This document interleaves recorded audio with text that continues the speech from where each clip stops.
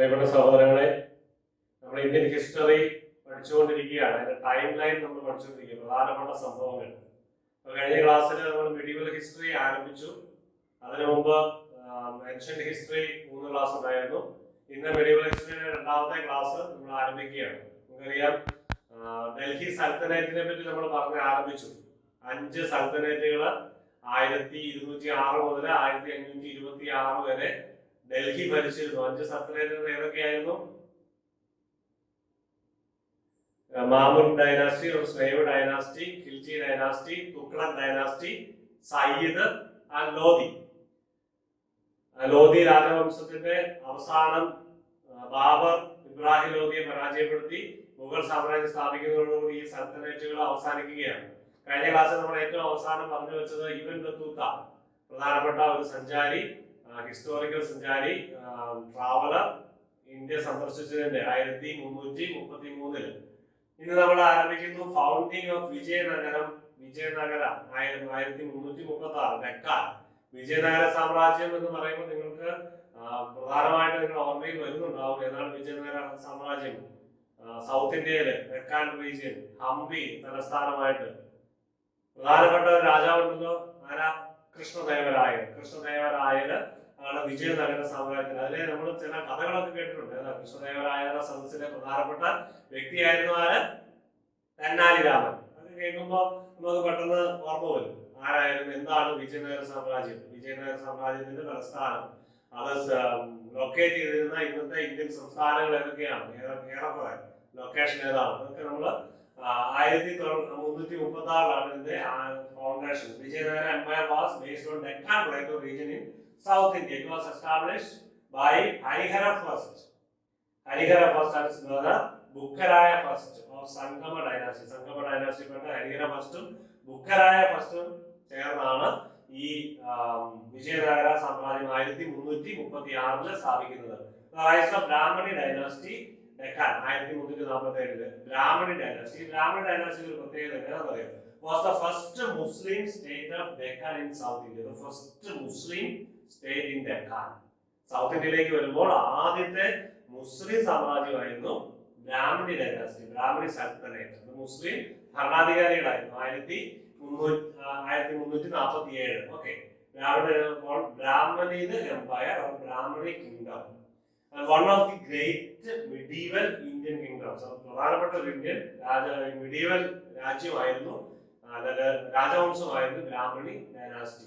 ബ്രാഹ്മണിയുടെ Sultanate was the first independent Islamic kingdom in South India. First independent Islamic kingdom. South India വരുന്ന ആദ്യത്തെ സ്വതന്ത്ര Islamic kingdom. He founded the dynasty by revolting against the Delhi Sultanate of Muhammad bin Tughlaq. ഇവര് പരസ്പരം പോരടിച്ചാണ്. മുസ്ലിം എന്ന് പറയുമ്പോൾ എല്ലാവരും ഒരുമിച്ച് നിന്നു എന്ന് ചിന്തിക്കേണ്ട കാര്യമില്ല. അവർ പരസ്പരം പോരടിച്ച് തന്നെയാണ് ഈ സാമ്രാജ്യം സ്ഥാപിക്കുന്നത്. Timur invades India, decline of Delhi Sultanate. ഈ ഡൽഹി സൽത്തനേറ്റ് ഡിക്ലൈൻ ചെയ്യുകയാണ് 1392. അതിന്റെ ശക്തി ആരംഭത്തിലെ ശക്തി കുറയുകയാണ്. തുഗ്ലക്ക് ഭരണം ആ കാലഘട്ടത്തിൽ ശക്തി കുറയും.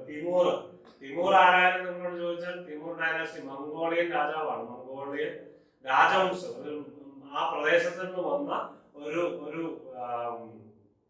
ഒരു രാജാവാണ്, അല്ലെങ്കിൽ ഒരു ഭരണാധികാരിയായിരുന്നു തിമൂർ.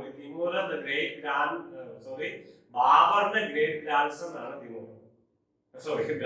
ബാബറിന്റെ ഗ്രേറ്റ് ഗ്രാൻഡ് ഫാദർ ആണ് തിമൂർ. തിമൂറിന്റെ വംശത്തിൽപ്പെട്ടതാണ്, സക്സഷനിൽപ്പെട്ട ആളാണ് ബാബർ, അക്ബർ, ആ മുഗൾ രാജവംശം. അപ്പം തിമൂറിന് ബാബറാണ് മുഗൾ രാജവംശം സ്ഥാപിക്കുന്നത്. പക്ഷെ തിമൂറിന്റെ ആ സന്തതി പരമ്പരയിൽപ്പെട്ട ആളാണ് ബാബർ എന്ന് ഞാൻ പറയാൻ വേണ്ടി പറഞ്ഞു.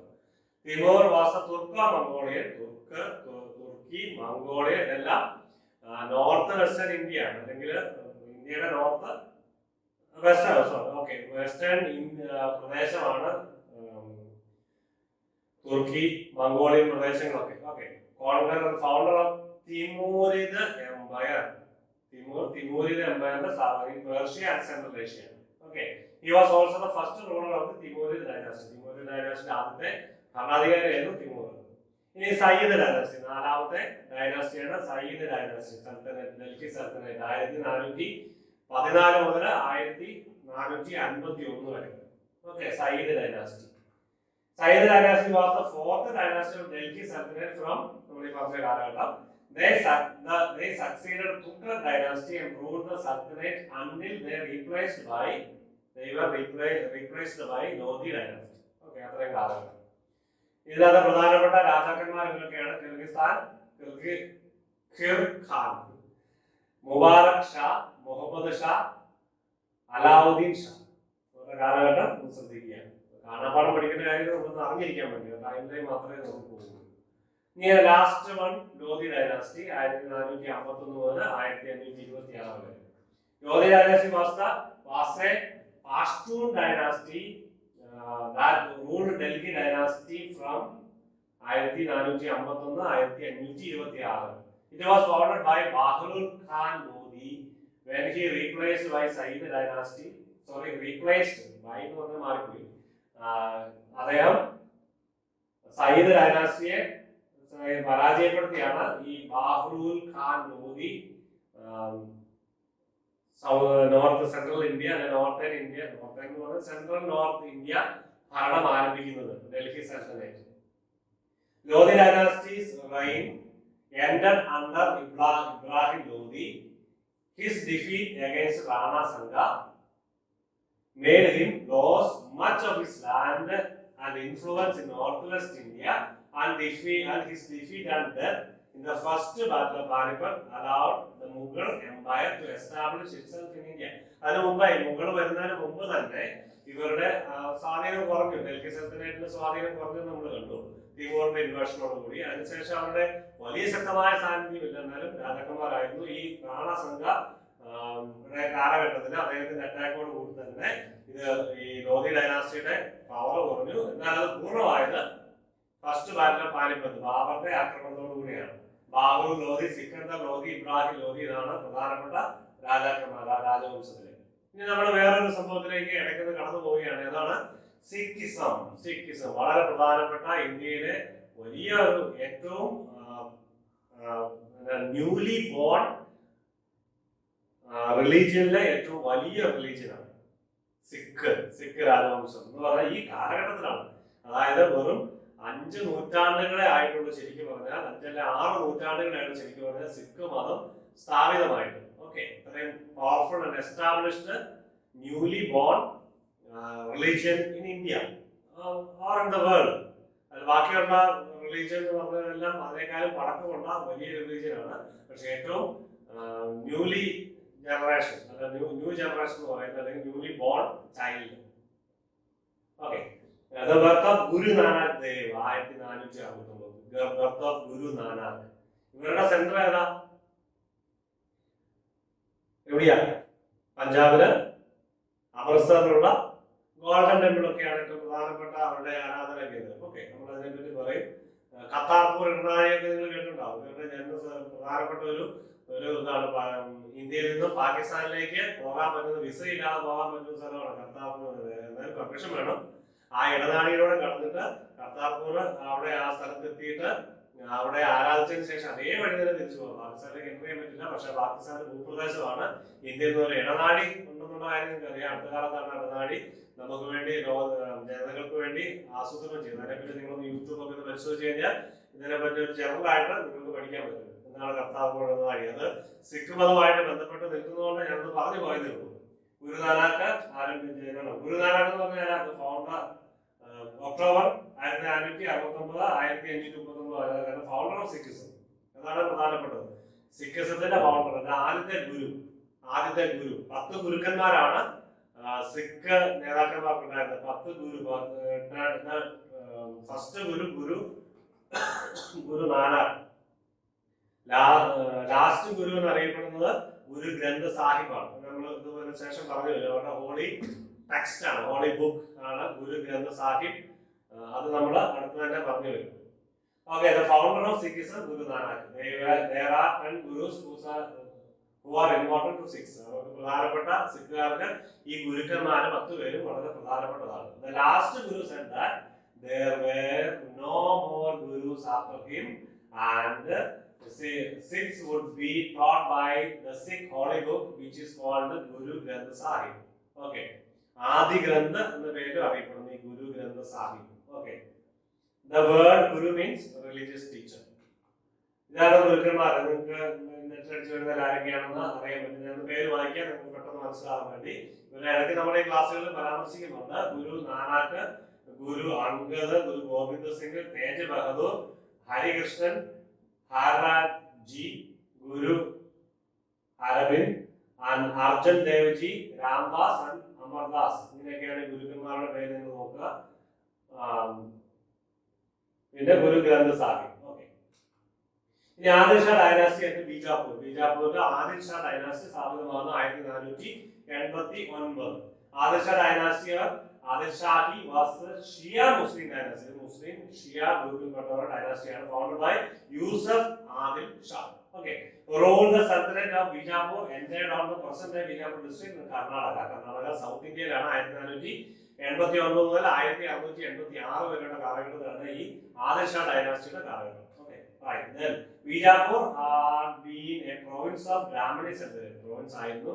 Brahmani Sultanateന്റെ province ആണിത്. Bijapur Sultanate was absorbed by the Mughal Empire 1688 after its conquest by Aurangzeb. അത് ബീജാപ്പൂർ സൽത്തനേറ്റ് മുഗൾ രാജ്യത്തോട് കൂട്ടിച്ചേർക്കപ്പെട്ടു ഔറംഗസേബിന്റെ കാലഘട്ടത്തിൽ. ഓക്കെ, ഇനി നിസാം ഷാഹി ഡൈനാസ്റ്റി അഹമ്മദ് നഗർ 1490. നിസാം ഷാഹി ഡൈനാസ്റ്റി. ഇപ്പൊ ഈ പലതരത്തിലുള്ള ഡൈനാസ്റ്റിയെ പറ്റി നിങ്ങൾ കൺഫ്യൂഷൻ ഉണ്ടാകരുത്. ഓരോന്നും എവിടെയാണെന്ന് ആ ഡൈനാസ്റ്റിയുടെ പ്രത്യേകത എന്നുള്ള അതിന്റെ പ്രധാനപ്പെട്ട കാര്യങ്ങളൊക്കെ നമ്മൾ പഠിച്ചു വെക്കുകയാണെങ്കിൽ ഇത് ഭാവിയിൽ ഒത്തിരി ഉപകാരപ്പെടും. പല പരീക്ഷകൾക്കും ഇത് ഉപകാരപ്പെടും. ഇതേ രീതിയിൽ തന്നെ ചോദിക്കണമെന്നില്ല, പക്ഷെ നമുക്ക് ഹിസ്റ്ററി പഠിക്കാൻ എളുപ്പമാകുന്ന രീതിയിലാണ് ക്ലാസ് മുന്നോട്ട് നമ്മൾ കൊണ്ടുപോകുന്നത്. Nizam Shahi dynasty succession of rulers of kingdom of Ahmadnagar in Deccan of India from 1490 to 633. Okay, the founder was Malik Ahmad, who in 1490 fixed the capital on a new site called Ahmednagar after himself. The kingdom lay in the northwestern Deccan between states of Gujarat and Bijapur. ഈ Shahi dynasty, Nizam Shahi dynasty എന്ന് പറയുന്നത് ഗുജറാത്തിന്റെ ബീജാപ്പൂരിന്റെ ഇടയ്ക്കുള്ള സ്ഥലമാണ്. Okay, ഇനി Vasco da gamma നമുക്കറിയാം 1492. ഒരിക്കലും നമ്മൾ മറന്നു പോകില്ലാത്ത ഒരു ഡേറ്റ് ആണ്. യൂറോപ്യന്മാരുടെ ആഗമനം, ആദ്യത്തെ ആഗമനം നമ്മൾ കഴിഞ്ഞ ക്ലാസ്സുകൾ പഠിച്ചിരുന്നു. ഏറ്റവും ആദ്യം വന്ന വിദേശ അല്ലെങ്കിൽ വെസ്റ്റേൺ ആധിപത്യം സ്ഥാപിച്ച ഏറ്റവും ആദ്യം വന്നവര് പോർച്ചുഗീസുകാരാണ്. Vasco da gamma 1492. ഏറ്റവും അവസാനം പോയതും പോർച്ചുഗീസുകാരാണ് 1961. ഓക്കെ, ഏറ്റവും ആദ്യം വന്നവരും അവസാനം പോയതും പോർച്ചുഗീസാണ്. Vasco da Gama Calicut Kappad 1497. Vasco da Gama, Portuguese explorer. Okay, he was the first European to reach India by sea. മറ്റേത് നമ്മൾ നേരത്തെ പറഞ്ഞു നോർത്ത് വെസ്റ്റ് ഭാഗത്തോടെ ഇന്ത്യയിലേക്ക് പ്രവേശിച്ചു. ഇൻഡസ് നദി ക്രോസ് ചെയ്തുകൊണ്ട് ഇഷ്ടം പോലെ ആളുകൾ വന്നിട്ടുണ്ട്. തുർക്കിയിൽ നിന്നൊക്കെ ഈ മുസ്ലിം ആധിപത്യവും ഒക്കെ വന്നത് ആ സൈഡിൽ കൂടെയാണ്. അവർ നടന്നും കാൽനടയായിട്ടും കുതിരകളോടൊക്കെയാണ് വന്നത്. പക്ഷേ സീ റൂട്ടിൽ കൂടെ ആദ്യമായിട്ട് വന്ന ഒരു യൂറോപ്യൻ സഞ്ചാരിയാണ് ഈ Vasco da Gama, linking Europe and Asia for the first time. Sea route first time linking Europe and Asia by ocean root.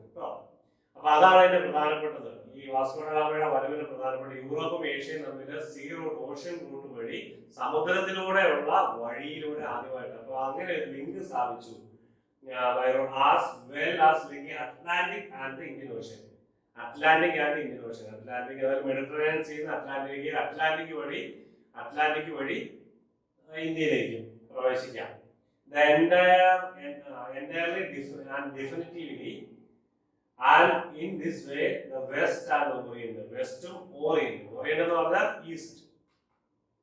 This was accomplished on his first voyage to India. 1497-99 ആണ് ഇന്ത്യയിലേക്കുള്ള അദ്ദേഹത്തിന്റെ സഞ്ചാരം. First voyage of India. Okay, first voyage to India.